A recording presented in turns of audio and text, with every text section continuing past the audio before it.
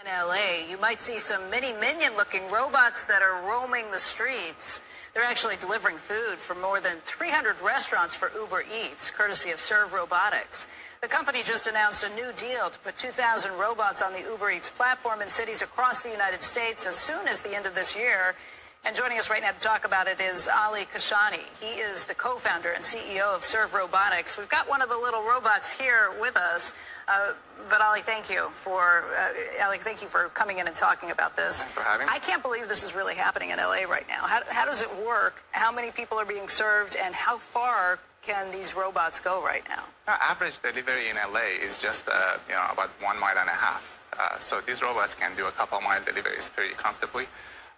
We've served 300 restaurants for thousands of households already. We've been out in LA for a year and a half with Uber alone. And growing really quickly. They can only go 7 miles an hour, though, right? That's right. So if you're more than a mile away, you got to get more than an hour. My guess would be most of them are within a few blocks or half a mile at the most. Yeah, again, between half a mile to 1.5. That's usually the range. Average delivery we do is about a mile. But if it's a mile, it's going to take a while. It takes about 20 minutes. Okay, 20 minutes to get there to get through the thing. Okay, how does it work? How does it know not to run people over, not to get run over by things? How does it know how to navigate its way through? There's a lot of AI in here. So we have dozens of different AI models. It's actually, with large language models, it's the same thing underneath, which is deep neural networks that lets these robots understand the world, where to navigate, who to avoid. It can actually tell if a driver is inattentive and is about to collide with a robot. It stays out of the way. So they're really, really smart. Does it go on the street or the sidewalk? It's on the sidewalk, but it crosses the street.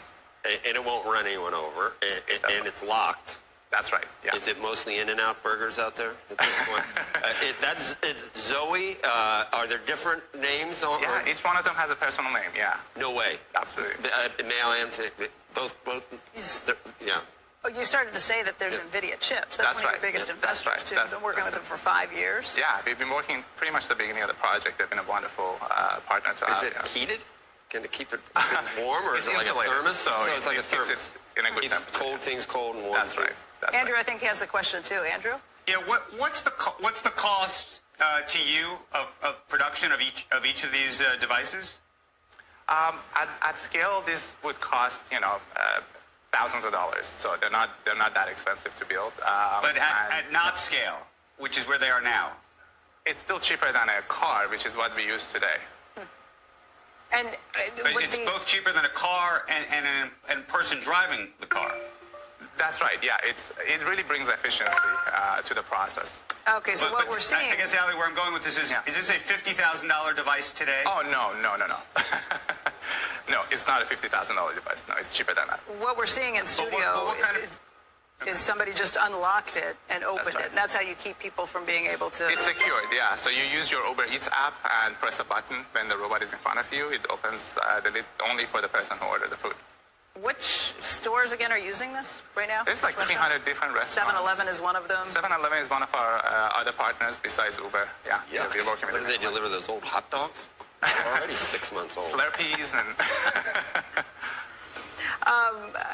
I know that you partner with Uber. You used to be a part of Uber. You were bought with Postmates and brought in, but you spun off. Why separate from Uber? You said this was a plan that was already in the works before Uber got involved. It's a logistic company. We need to work with everybody for this to have the best, economics. It's all about scale.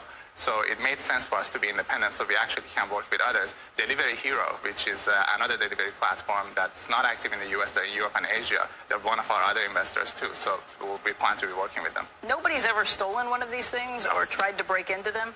People mess around, but these robots are actually more reliable in getting things to the destination than human couriers are today. So who else you got in LA? You got Tommy Burgers? Apple Pan? There's a long list of folks. Usually a lot of mom and pop shops, the ones you may not have even heard of, that we work with, yeah. Tacos? Lots of options. Ali, I want to thank you very much for coming in and appreciate you bringing Zoe along.